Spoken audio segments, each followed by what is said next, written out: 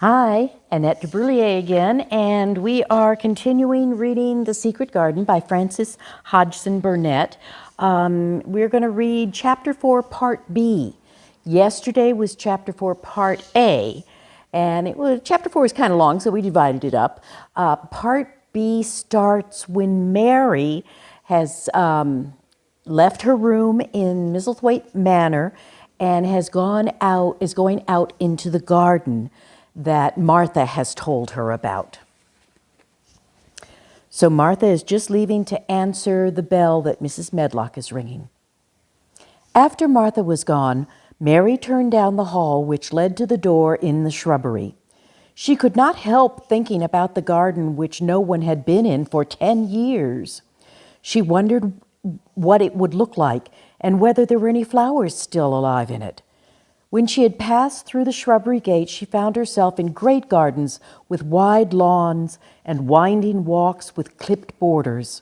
There were trees and flower beds and evergreens shaped into strange shapes and a large pool with an old gray fountain in it. But the flower beds were bare and wintry, and the fountain was not playing. This was not the garden which was shut up. How could a garden be shut up, she thought. You could always walk into a garden. She was just thinking this when she saw, at the end of the path she was following, there seemed to be a long wall with ivy growing over it. She was not familiar enough with England to know that she was coming upon the kitchen gardens where vegetables and fruit were growing. She went towards this wall and found there was a green door in the ivy, and that it stood open. This was not the closed garden, evidently, and she could go into it. She went through the door and found that it was a garden with walls all around it, and that it was the only one of several walled gardens which seemed to open onto one another. She saw another open green door, revealing bushes and pathways between beds containing winter vegetables. Fruit trees were trained flat against the wall, and over some of the beds there were glass frames. The place was bare and ugly enough, Mary thought as she stood and stared about her. It might be nicer in summer when things were green, but there was nothing pretty about it now. Presently, an old man with a spade over his shoulder walked through the door, leading from the second garden. He looked startled when he saw Mary, then touched his cap. He had a surly old face and did not seem at all pleased to see her. But then she was displeased with his garden and wore her quite contrary expression, and certainly did not seem at all pleased to see him. "What is this place?" she asked. "What are the kitchen gardens?" he answered. "What is that?" said Mary, pointing through the other green door. "Another shortly. And on the other side, another wall, and another one, and there's the orchard on the other side of that." "Can I go into them?" said Mary. "If I likes, but there's not to see." Mary made no response. She went down the path through the second green door, where she found more walls and winter vegetables and glass frames. But in the second wall there was another green door, and it was not open. Perhaps it led into the garden that no one had seen for 10 years. As she was not at all a timid child, and always did what she wanted to, Mary went to the green door, turned the handle. She hoped the door would not open because she wanted to be sure she had found the mysterious garden. But it did open easily, and she walked through it and found herself in an orchard. There were walls all around it and trees trained against them, and there were bare fruit trees growing in the winter-browned grass. But there was no green door to be seen anywhere. Mary looked for it, and yet when she had entered the upper end of the garden, she had noticed that the wall did not seem to end with the orchard, but to extend beyond it as if an enclosed place was on the other side. She could see the tops of the trees above the walls, and when she stood still, she saw a bird with a bright red breast sitting on the topmost branch of it, and suddenly he burst into his winter song, almost as if he had caught sight of her and was calling to her. She stopped and listened to him, and was somehow His cheerful, friendly little whistle gave her a pleased feeling. Even a disagreeable little girl may be lonely, and the big house closed and the big bare moor and big bare gardens had made this one feel as if there was no one left in the world but herself. If she had been an affectionate child, who would have been used to being loved, she would have broken her heart. But even though she was Mistress Mary quite contrary, she was desolate, and the bright-breasted little bird brought a look into her sour little face which was almost a smile. She listened to him until he flew away. He was not like an Indian bird, and she liked him and wondered if she would ever see him again. Perhaps he lived in the mysterious garden, and he knew all about it. Perhaps it was because she had nothing whatever to do that she thought so much of the deserted garden. She was curious about it and wanted to see what it was like, and why had Mr. Archibald Craven buried the key? If he had liked his wife so much, why did he hate her garden? She wondered if she would ever see him, but she knew she would not like him if she did meet him, and he would not like her, and that she should only stand and stare at him and say nothing, though she would be wanting dreadfully to ask him why he had done such a queer thing with the garden. People never like me, and I never like people, she thought, and I can never talk as the Crawford children could. They were always talking and laughing and making noises. She thought of the robin and of the way he seemed to sing his song at her, and she remembered the treetop he perched on. She stopped rather suddenly on the path. I believe that tree was in the secret garden. I feel sure it was, she said. There was a wall around the place, and there was no door. She walked back to her first kitchen garden she had entered and found the old man digging there. She went and stood beside him and watched him a few moments in her cold little way. He took no notice of her, and so at last she spoke to him. I have been into the other gardens, she said. 'Twasn't nothing to prevent thee, he answered crustily. I went into the orchard. There was no dog at the door to bite thee, he answered. There was no door there into the other garden, said Mary. What garden? He said in a rough voice, stopping his digging for a moment.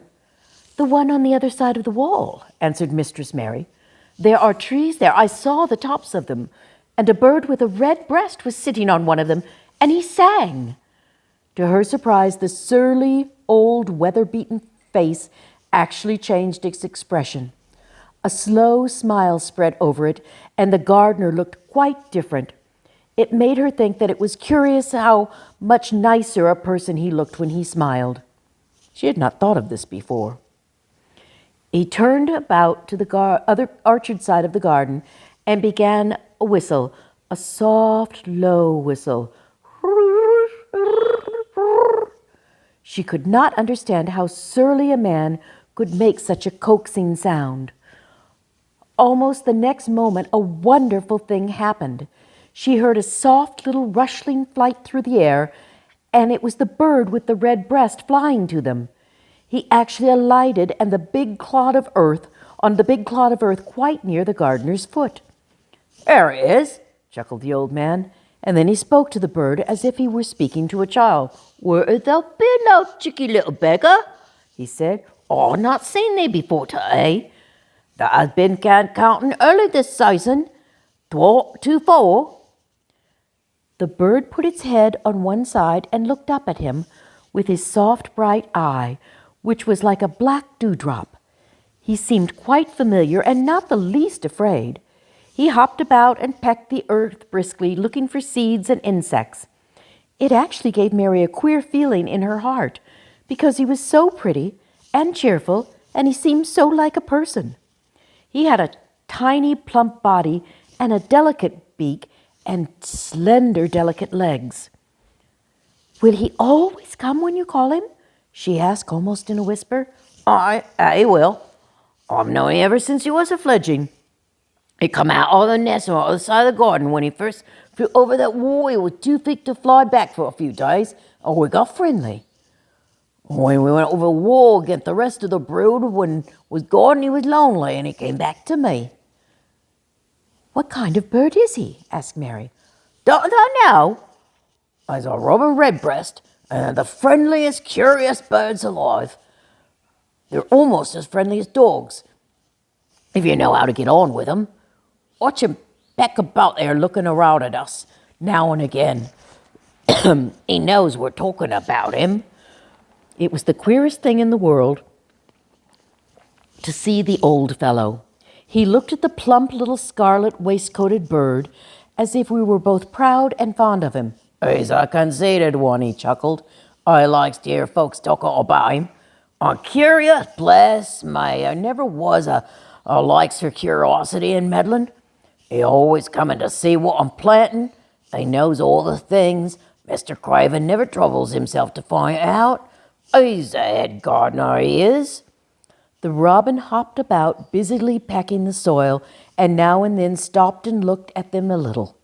Mary thought his black dewdrop eyes gazed at her with great curiosity. It really seemed as if they were finding out all about her. The queer feeling in her heart increased. Where did the rest of the brood fly to? She asked. There ain't no knowing. No one's turn 'em out of their nests and make 'em on their own. Scatter before you know it.